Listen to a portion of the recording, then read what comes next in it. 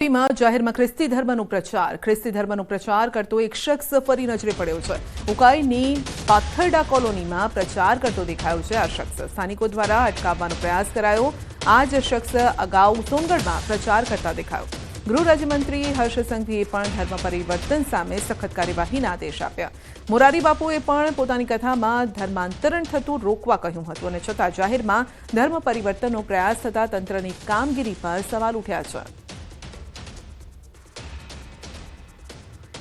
તાપીમાં જાહેરમાં ખ્રિસ્તી ધર્મનો પ્રચાર જોવા મળ્યો છે। વધુ અપડેટ મેળવીશું સંવાદદાતા હેમંત પાસેથી। જી હેમંત, ધર્મ પરિવર્તનને લઈને અનેક વખત વિવાદ થઈ ચૂક્યા છે। અહીંયા જાહેરમાં ધર્મ પરિવર્તનનો પ્રચાર થઈ રહ્યો છે। સંધ્યા, સોનગઢમાં ગત 6 મહિના પહેલા પણ આ કિસ્સો બહાર આવ્યો હતો અને હાલમાં પણ ઉકાઈ ખાતે જાહેર રસ્તા પર ખ્રિસ્તી ધર્મનો પ્રચાર કરતો એક ઇસમ પકડાયો હતો અને જેને લઈને ગ્રામજનો સાથે પણ એમની બોલાચાલીને કિસ્સો સામે આવ્યો છે। જી સંધ્યા, અવારનવાર આ પ્રકારના કિસ્સા થતા આવ્યા છતાં પણ તંત્ર બાબતે કોઈ કાર્યવાહી કરતી નથી, જેને લઈને પણ અનેક પરિસ્થિતિઓ સર્જાય છે। જી આપનો આભાર। તો ધર્મ પરિવર્તન સામે કડક કાર્યવાહીના આદેશ છે અને છતાં પણ હિંમત જુઓ, જાહેરમાં ધર્મ પરિવર્તનનો પ્રચાર કરવામાં આવે છે।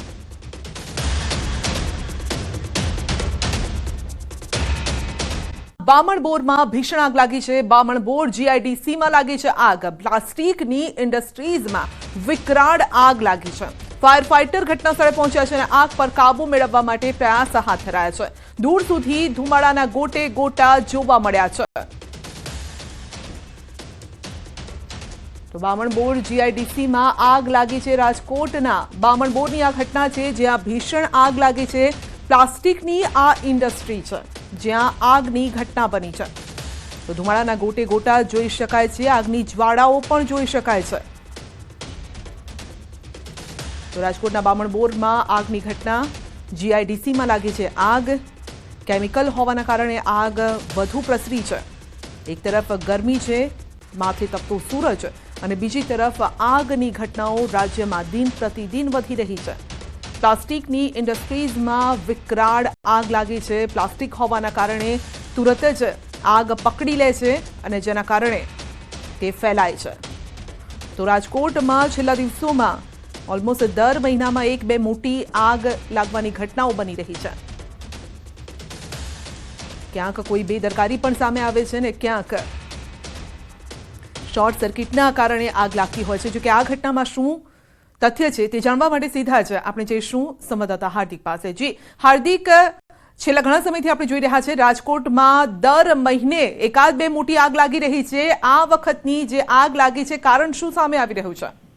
સંધ્યા, કારણ છે તે હજુ ચોક્કસ સ્પષ્ટ રીતે સામે નથી આવી રહ્યું, પરંતુ ક્યાંક પ્રાથમિક વિગતો એવી મળી રહી છે કે શોર્ટ સર્કિટના કારણે આ આગ લાગી હોઈ શકે છે। જોકે તે અંગે હજુ સત્તાવાર કોઈ માહિતી નથી આવી, પરંતુ આ જે કંપનીમાં આગ લાગી છે તે પ્લાસ્ટિકની કંપની રાજકોટથી 18 કિલોમીટર દૂર આવેલા બામણબોર ગામ પાસે જે આવેલી છે। દુર્ગા નામની આ પ્લાસ્ટિકની કંપનીમાં આજે 10 વાગ્યાની આસપાસ અચાનક જ આગ ભભૂકી ઉઠી હતી અને આગ લાગી તે સમયે અંદર જે કર્મચારીઓ કામ કરતા હતા તે તમામ કર્મચારીઓને જે છે તાત્કાલિક ધોરણે બહાર ખસેડવામાં આવ્યા હતા। આગના કારણે જે છે એ પ્લાસ્ટિકની કંપનીમાં લાખો રૂપિયાનું નુકસાન થયું છે। જોકે અત્યારે રાહતની બાબત એ છે કે આગ છે તે મહદઅંશે કાબુમાં આવી ચૂકી છે। રાજકોટથી પણ ફાયર ફાઇટરોની મદદ લેવામાં આવી હતી અને સતત જે છે ફાયર ફાઇટરો દ્વારા પાણીનો મારો ચલાવીને આગ ઉપર હાલ મહદઅંશે કાબુમાં મેળવી લેવાયો છે। જી આભાર। અને હવે વાત કાળમુખી સિટી બસની।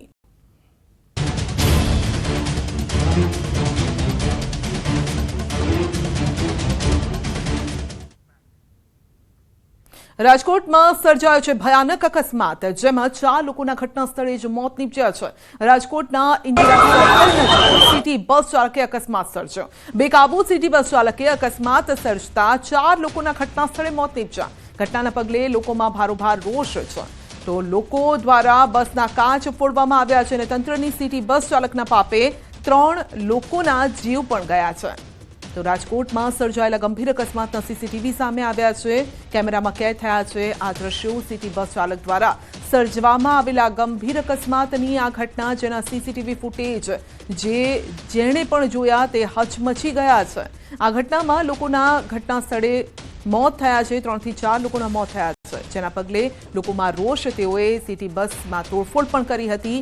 સીસીટીવી ફૂટેજમાં જોઈ શકાય છે કે કેવી રીતે બસ ચાલક બેફામ રીતે બસ ચલાવે છે. રસ્તા પરથી પસાર થયેલા વાહન ચાલકોને અડફેટે લે છે. લગભગ 200 થી 300 મીટરના અંતર સુધી વાહન ચાલકોને અડફેટે લીધા હતા. બેકાબુ સિટી બસ ચાલકે અકસ્માત સર્જાતા 4 લોકોના મોત થયા છે. ઘટનાના પગલે લોકોમાં રોષ પણ છે અને લોકો દ્વારા બસના કાચ ફોડવામાં આવ્યા. સવારના સમયે ઇન્દિરા સર્કલ નજીક કેકેવી સર્કલ પાસે સિટી બસ ચાલકે અકસ્માત સર્જો. પૂરપાટ ઝડપે આ બસ હંકારતો હતો ચાલક. 5 થી 6 લોકોને અડફેટી લીધા. ગંભીર અકસ્માતમાં 4 લોકોના મોત થયા છે. ઘટનાના પગલે લોકોમાં રોષ પણ છે અને લોકોએ સિટી બસ પર પથ્થરમારો કર્યો, કાચ ફોડ્યા. ઘટનાના પગલે ડીસીપી સહિતના ઉચ્ચ પોલીસ અધિકારીઓ દોડી આવ્યા. લોકોને સમજાવવાના પ્રયાસ કરવામાં આવ્યા.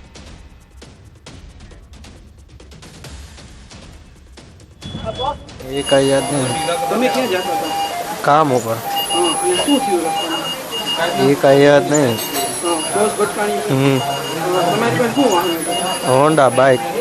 તમને ઉડાડ્યો હતો? हाँ કેવી રીતના પછી શું થયું તમને? भाई कई याद नहीं। તમે ક્યાંથી જતા હતા અને ક્યાં જતા હતા? ये याद नहीं। તો તમને ક્યાં ક્યાં લઈ? काम ऊपर जाता था। जिस तरह से सीसीटीवी फुटेज सामने आए हैं उसमें ये देखने को मिल रहा है कि ड्राइवर जो है वो सिग्नल पे ब्रेक नहीं लगा पाया और कई लोगों को चलता हुआ आगे सीधा चला गया. तो ऐसे में या तो ड्राइवर ने ब्रेक लगाने की कोशिश की और ब्रेक नहीं लगा, अथवा ड्राइवर ने ब्रेक लगाने की कोशिश ही नहीं की. ये इन्वेस्टिगेशन में सामने आएगा. ड्राइवर पकड़ा गया है कहाँ पर? ड्राइवर अभी सिविल हॉस्पिटल में है और उसके ऊपर पुलिस जाब्ता रख दिया गया है. सर मृतकों की पहचान हुई है नहीं? मृतकों की सभी की पहचान हो गई है. सर कितने लोग हैं मृतकों? कुल 4 मृतक है, जिसमें 2 महिला और 2 पुरुष हैं. રાજકોટમાં વધુ એક વખત રફતાર માફિયાઓના કારણે 3 જેટલા પરિવારજનોએ પોતાનો વાહન સોયા ગુમાવવાનો વારો આવ્યો છે.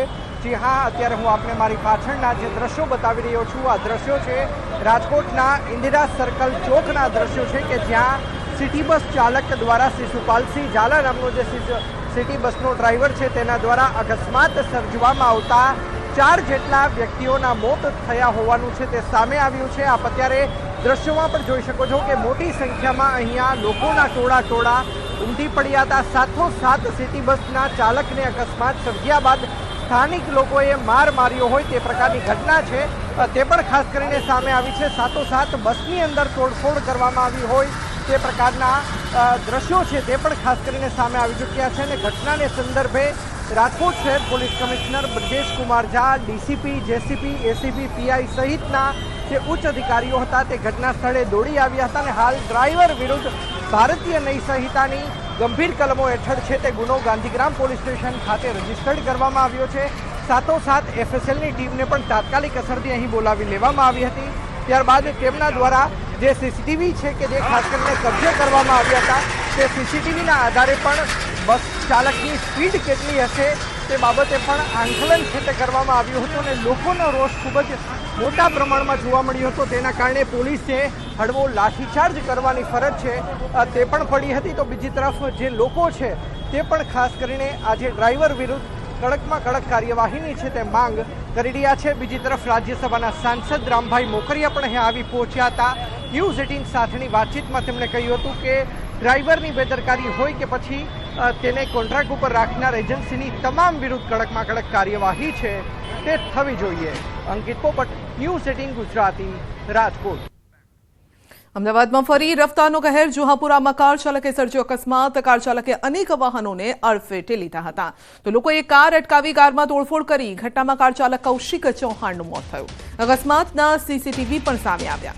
એક યુવક કાર પર ચઢી ગયો હોવા છતાં પણ કાર પૂરપાટ ઝડપે ચલાવી. અનેક વાહન ચાલકોએ તેનો પીછો પણ કર્યો અને ઉશ્કેરાયેલા લોકોએ માર મારતા મોત થયું છે. તે બાબતે પોલીસ તપાસ પણ ચાલી રહી છે.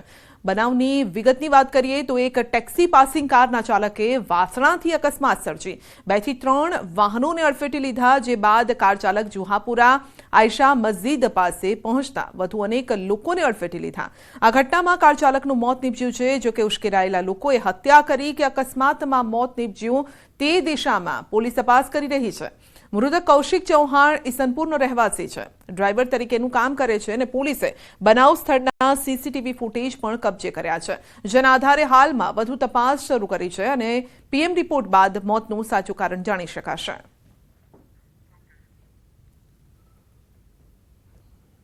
चौहान करके यहाँ पर वो डेड हो गया है. तो ये गाड़ी में इधर जुआपुरा एरिया में था. तो इस दौरान इसने कई गाड़ियों में टक्कर मारी और टक्कर मारते से यहाँ ये इस गली में आ गया था और यहाँ इसकी मृत्यु हो गई है.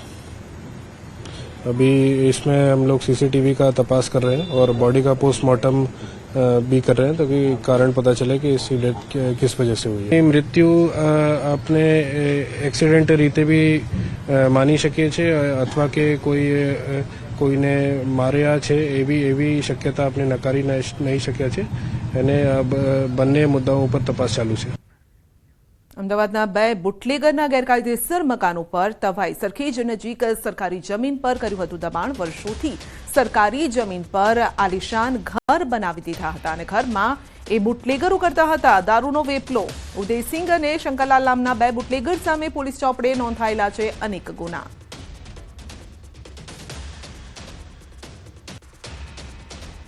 અમદાવાદમાં વધુ 2 ગુનેગારોના ગેરકાયદેસર મકાન પર તંત્રનું બુલડોઝર ફરી વળ્યું છે. હું સીધા દ્રશ્ય આપને બતાવીશ. આપ જે આ દ્રશ્ય જોઈ શકો છો કે સરખેજ વિસ્તારમાં આવેલ એલજે કોલેજની સામે સરકારી જગ્યામાં જે છે 2 બુટલેગર દ્વારા અહીંયા આલિશાન મકાન બનાવી દેવાયા હતા અને તેને હાલ હવે જમીનદોસ્ત કરવાની કામગીરી જે છે તે પોલીસ દ્વારા અમદાવાદ મ્યુનિસિપલ કોર્પોરેશનને સાથે રાખીને કરવામાં આવી રહી છે.